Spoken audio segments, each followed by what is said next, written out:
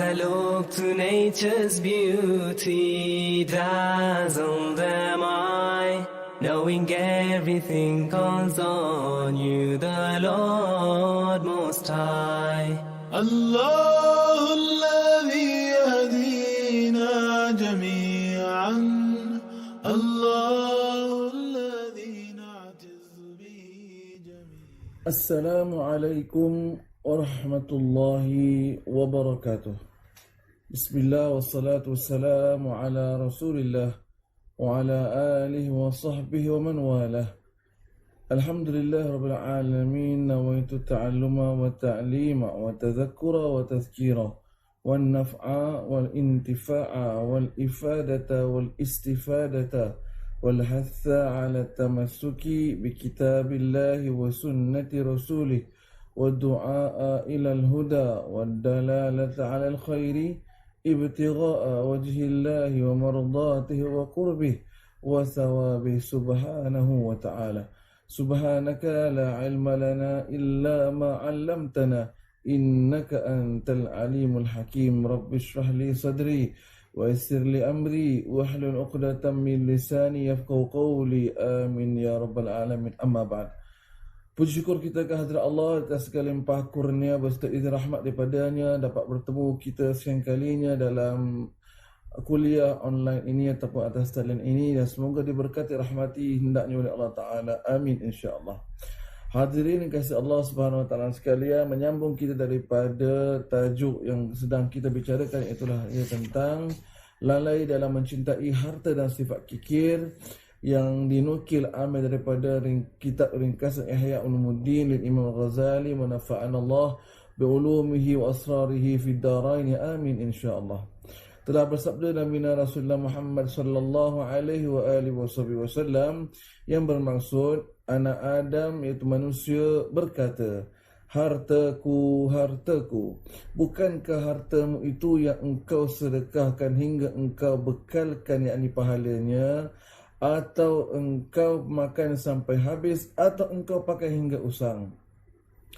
Di dalam hadis ini, hadirin kasih Allah Subhanahu Wa Taala, Rasulullah Sallallahu Alaihi Wasallam mengingatkan kita dan menyedarkan kita dan menyadarkan kita akan bahawasanya harta yang mana yang akan kekal dan juga harta yang akan manfaat untuk dan memberi manfaat untuk akhirat kita. Adakah ia dikiranya harta yang kita pakai hingga sampai jadi usang dia itu, ataupun harta yang kita makan hingga sampai habis kenyang, kita kita mengakhirkan ataupun kita menyelesaikan atau kita menghabiskan harta tersebut, ataupun juga harta yang kita simpan hingga harta melimpah ruah dan begitu banyaknya.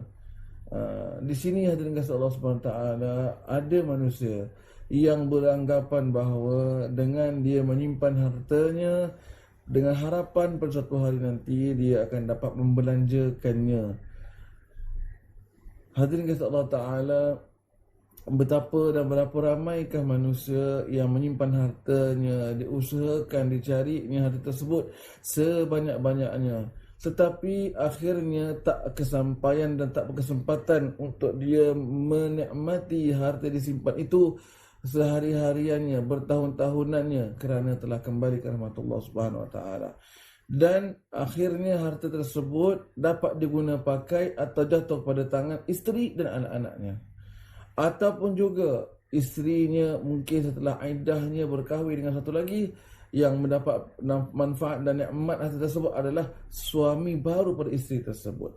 Nah, makanya hadirin Allah sekalian, di sinilah diingatkan Rasulullah SAW, harta yang menjadi bekalan kita atau harta yang menjadi sebagai simpanan kita, harta yang memberi kemanfaatan kita dan memanfaatkan kita adalah harta yang kita belanjakan ke jalan Allah Subhanahu Wa Taala, yang kekal apa dia itu pahalanya yang akan kita dapat raih nanti di akhirat kelak pula. Maka hadirin Allah sekalian, di mana Rasulullah mengatakan dalam hadis yang lain, mana qasumalin min sadaqah, tidak akan berkurangan harta itu dengan jalan cara bersedekah, malah ia mendapatkan dan akan mendapatkan ganjaran bagi yang melakukannya di dunia dan di akhirat kelak pula.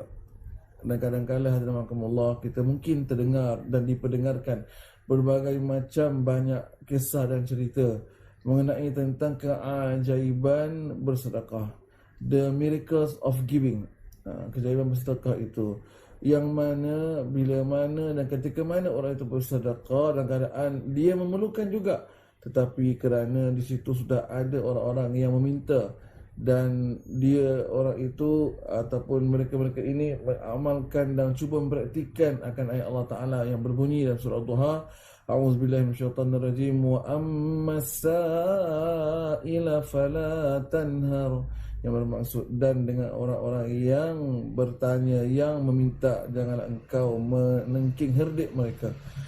Dan hadirin rahimakumullah, mereka memberikan juga, mereka menyerahkan juga infak sedekah mereka, walhal mereka dalam keadaan keperluan dan memerlukan.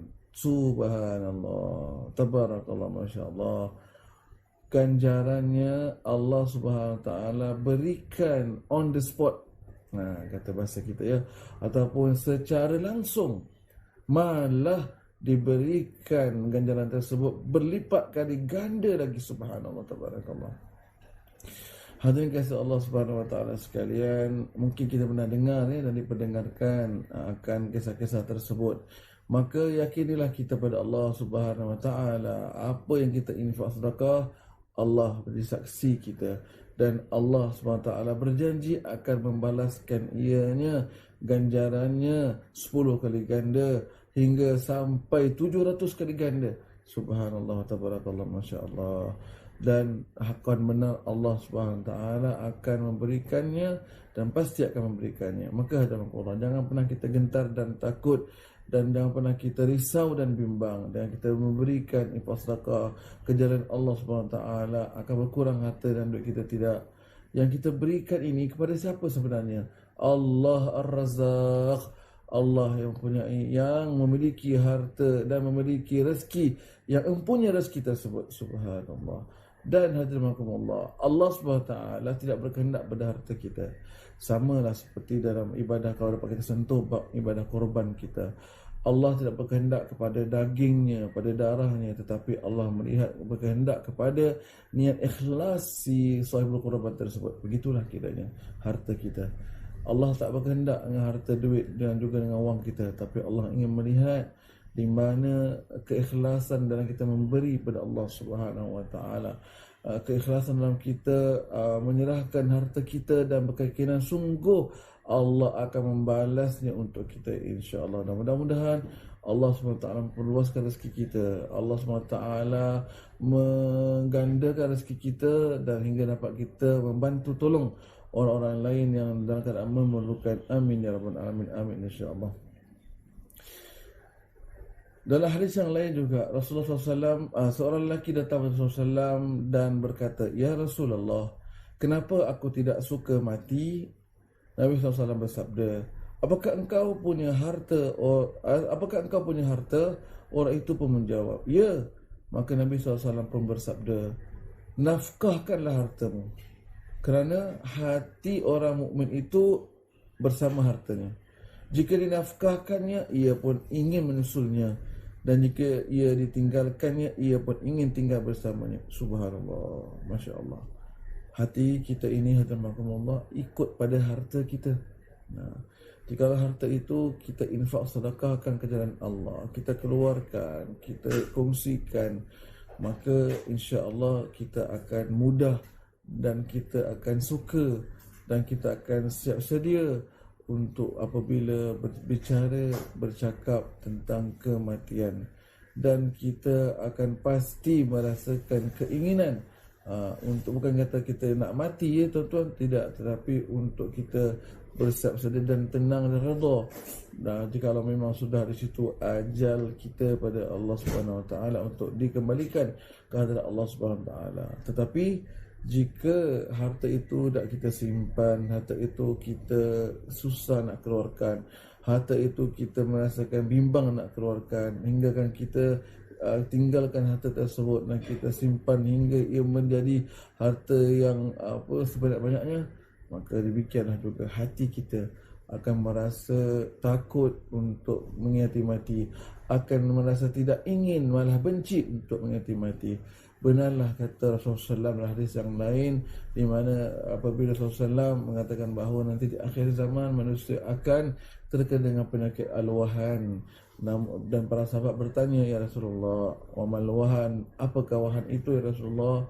Hubbud dunya wa karahiyatul maut, yakni mencintai dunia dan takut pada kematian. Subhanallah, tabarakallah. Hadirin Allah sekalian, moga kita dihindar jauh oleh Allah Ta'ala daripada memiliki sifat ataupun hati yang demikian rupa. Amin ya rabbal alamin. Hadirin kasih Allah Subhanahu wa Ta'ala, Nabi SAW bersabda, teman-teman anak Adam ada 3. Yang satu mengikutinya hingga dicabut nyawanya, yang kedua mengikutinya hingga ke kuburnya, dan yang ketiga hingga hari berkumpul di mahsyar. Yang mengikutinya itu, yang pertama hingga dicabut nyawanya adalah hartanya. Harta kita adalah, rahmatullah sekalian, kita akan ataupun akan kekal bersama kita hingga sampai pada had limitasinya sahaja.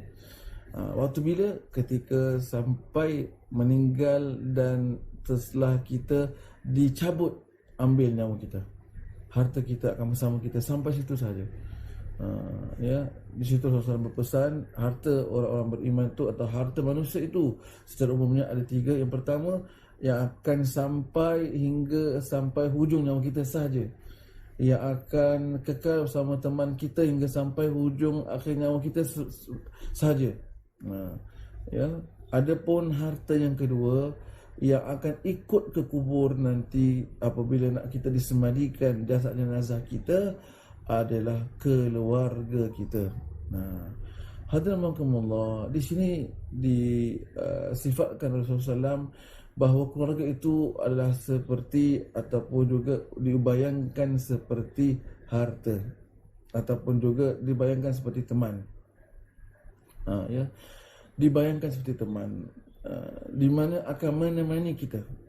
Jadi harta yang pertama ataupun teman yang pertama kita, teman yang pertama kita ini akan menemani kita hingga sampai hujung akhir hayat kita ialah harta kita. Ya, orang yang kaya, orang yang ada kereta, orang yang ada rumah, ya, dia akan dapat berbangga dengan rumahnya, berbangga dengan keretanya, berbangga dengan kemewahan harta yang dimilikinya hingga sampai hujung akhir nyawa dia sahaja. Dan harta itu akan menemaninya ke mana dia pergi. Tetapi seawal sahaja dia meninggal dunia, maka hartanya akan pun tidak jadi lagi teman pada dirinya. Dan kedua, teman yang akan menemani kita ke kubur nanti adalah ahli keluarga kita. Hadirin Allah sekalian, adalah ahli keluarga kita, yang mana harta dah tak ikut lagi pergi sampai ke tanah perkuburan. Tak ada orang yang akan meninggal dunia dan dibawa hartanya, dibawa bank, buku banknya, dibawa apa yang dimilikinya, surat-surat kekayaan yang dimiliki. Tak ada, dia tak bawa. Ya, dah habis, selesai dah, dan tak akan menemani sampai ke kubur dia, tidak. Yang akan menemani adalah siapa? Ahli keluarga dia. Ya betul, itulah teman dia. Dan juga kita katakan sahabat-sahabat, rakan-rakan tahulah, ya, dia akan menemani dia. Tapi cukup hanya sampai di tanah kuburan saja. Yang mati hidup kembali. Jangan kita salah sangka, ini bukan cerita hantu, tuan-tuan Allah sekalian. Bermaksud kata yang mati ialah mati, yang hidup iaitu yang masih hidup lagi akan kembali. Ialah kembali ke mana? Ke rumah masing-masing. Masya-Allah. Hadirin Allah sekalian, berapa ramai kadang-kala kita lihat, ya, manusia meninggal dunia bawa semua saudara mara dia, ahli keluarga dia yang datang kadang-kala daripada negara jiran, daripada negeri seberang tambak dan sebagainya, datang semua, daripada anak, cucu, pada cicit, semua datang. Semua akan menemaninya hingga kepada kubur ataupun tempat persembadiannya, semua akan hadir. Subhanallah. Tetapi tak ada satu pun yang akan masuk menemaninya di dalam kubur dia nanti, atau di liang lahatnya, tak ada. Seperti mana sebuah kisah dalam Allah sekalian, ada seorang ayah yang kaya raya, dan dia berpesan pada anak-anaknya ketika dia nak meninggal dunia, barang siapa di kalangan anak-anak yang nak dan sudi dan sedia untuk nak menemaninya di dalam kuburnya nanti selama 7 hari, seawal 7 harinya akan diberikan setengah daripada hartanya. Subhanallah, tak ada seorang pun anak-anaknya itu yang nakkan ataupun berkehendakkan hartanya dengan syarat dia perlu menemani ayahnya dalam kubur. Tak ada. Dah ada orang, dan memang tak akan ada lah, insya-Allah. Walaupun dibayar ke ataupun diganjari dengan jutaan wang ringgit, dolar sekalipun, takkan ada yang akan menemaninya. Jadi benarlah Allah sekalian pesan Rasulullah, ahli keluarga akan menemani kita, tetapi cukup hanya sampai di kubur sahaja. Dan yang ketiga, teman yang akan ikutinya di mana dikatakan bahawa sampai ke mahsyar nanti adalah amalannya. Hadirin kasih Allah Subhanahu Wa Taala, amalan itu yang akan duduk nanti di sebelah kita. Amalan itu nanti akan kekal, yang akan menemani kita di alam barzah kita. Dalam sebuah hadis mengatakan bahawasanya amalan yang baik itu akan berupa seperti seorang lelaki yang berpakaian indah dan wangi, harum bersih pula. Subhanallah. Maka akan kita bertanya pada dia, siapakah engkau? Dia akan menjawab, aku adalah amalan-amalanmu yang baik. Fatabarakallah, masya-Allah. Tetapi sebaliknya, jika amalan itu amalan yang buruk, amalan yang tak baik, amalan yang jahat, maka dia akan juga berupa seperti seorang lelaki tapi dalam keadaan yang hodoh, dalam keadaan pakaian yang lusuh, dalam keadaan pakaian yang busuk, dalam keadaan yang pakaian yang tidak terurus dan sebagainya, hingga kita pun jijik dan tak ingin melihatnya melihatnya dan juga untuk menyaksikannya. Maka kita akan bertanya juga nanti pada dia, siapakah engkau? Maka dia akan menjawab, aku adalah amalanmu yang keji. Na'udzubillah min zalik. Hadirin kasih Allah Subhanahu Wa Taala sekalian, yang mana amalan ini nantilah juga yang akan menjawab kepada kita atau untuk kita akan soalan-soalan di kubur kita nanti di sana, insya-Allah. Dan jangan kita merasakan dan dah kita yakin dengan apa yang dah kita tahu dan kita pelajari. Ya, ada orang datang pada saya kata, Ustaz, saya insya-Allah dah sedia lah nak meninggal dunia, sedia nak mati. Oh, bagus, masya-Allah. Kenapa kata macam tu? Sebab saya dah hafal dah semua soalan kubur. Subhanallah. Hadirin kasih Allah Subhanahu Wa Taala sekalian, ia akan menjawab nanti soalan-soalan dalam kubur kita bukan lagi mulut kita, bukan lagi akal fikiran yang dah kita hafal soalan tersebut, bukan. Ia adalah amalan kita. Di mana Allah Ta'ala berfirman dalam surah Yasin, A'udzubillahi al-yawma nakhtimu ala afwahihim wa tukallimuna aydihim wa tashhadu arjuluhum ila akhir ayat al-azim. Yang bermaksud bahawasanya nanti pada hari kiamat yang akan bicara pada kita, akan ditutup akan mulut-mulut kita, yang akan bicara dan juga menjadi saksi kepada kita atau ke atas kita adalah tangan-tangan kita dan kaki-kaki kita. Subhanallah. Justru itu hadirin kasih Allah Taala, jangan kita salah sangka kalau andai ada pengurus-pengurus jenazah yang menguruskan jenazah yang kebiasaannya dia atau mereka akan berbicara seolah-olah seperti bercakap dan seolah-olah seperti mengajar para jenazah akan soalan-soalan kubur dengan ungkapannya, dengan katanya, wahai fulanah binti fulan, atau wahai fulan bin fulanah, sedarilah dan ketahuilah kepada anda bahawa nanti akan hadir datang dua orang makhluk Allah Subhanahu Wa Taala yang mana akan bertanya kepada anda beberapa soalan. Dan usahlah engkau gentar dan takut, kerana mereka juga merupakan adalah malaikat Allah dan merupakan makhluk di antara makhluk Allah Subhanahu Wa Taala. Maka jawablah engkau dengan jawapan yang tegas lagi nyata dan terang, yang mana soalannya adalah man rabbuka, siapa Tuhanmu? Jawablah dengan jawapan Allahu Rabbi, Allah Tuhan kami. Ya, dan kadang-kadang dipandang atau dialihkan pandangannya ke dalam liang lahat, seolah-olah seperti macam dia sedang atau mereka itu sedang mengajar jenazah tersebut. Hadirin rahmatullah, di sini kita kena ingat dan kita kena faham, talqin yang dibacakan, yang diperdengarkan itu bukan untuk si mati. Talqin itu adalah untuk orang yang hidup yang mengiringi jenazah tersebut. Talqin erti bermaksud tazkirah, peringatan, yang mengingatkan orang-orang yang sedang masih hidup lagi. Ketahuilah bahawa satu hari nanti kelak kamu juga akan berada di sini terbujur kaku dan tidak dapat berbuat apa-apa kecuali hanya mendengar sahaja. Itulah maksud dan juga kita katakan tujuan talqin. Tapi ramai orang yang salah faham dan salah anggap. Dianggap talqin itu untuk orang yang meninggal dunia, untuk orang mati. Tidak.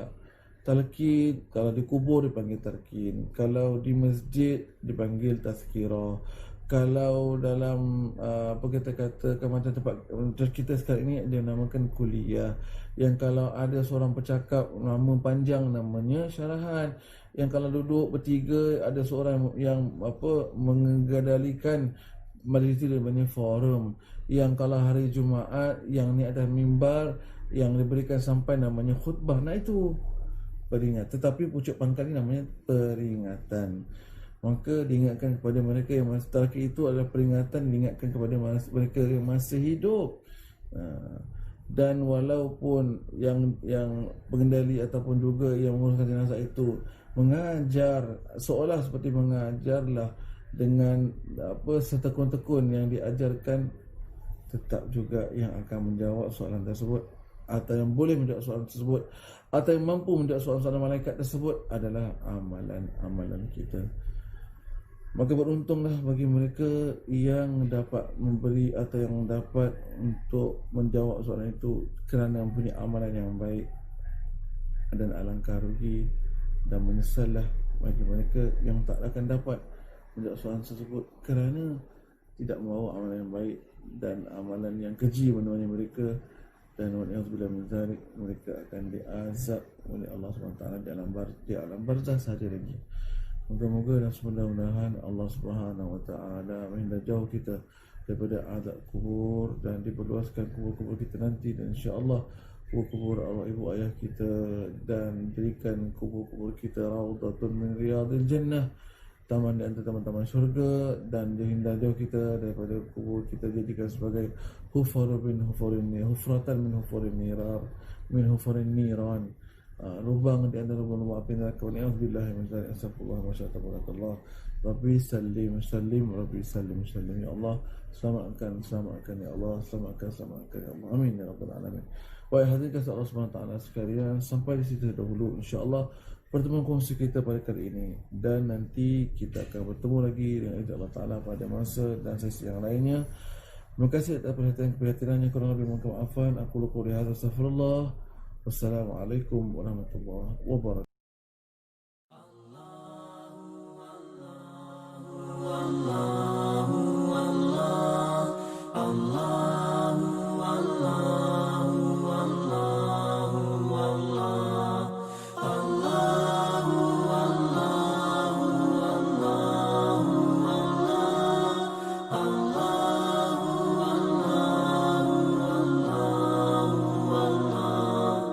Allahu Allah.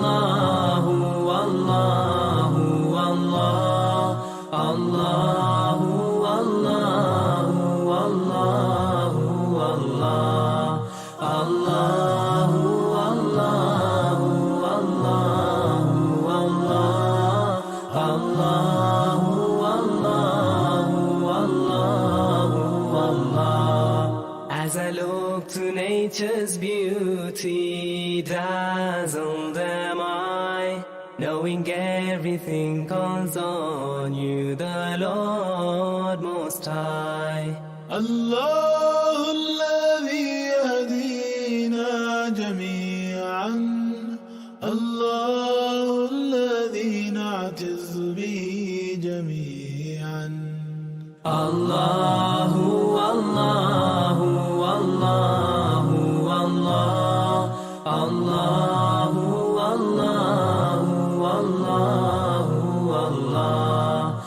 الله الله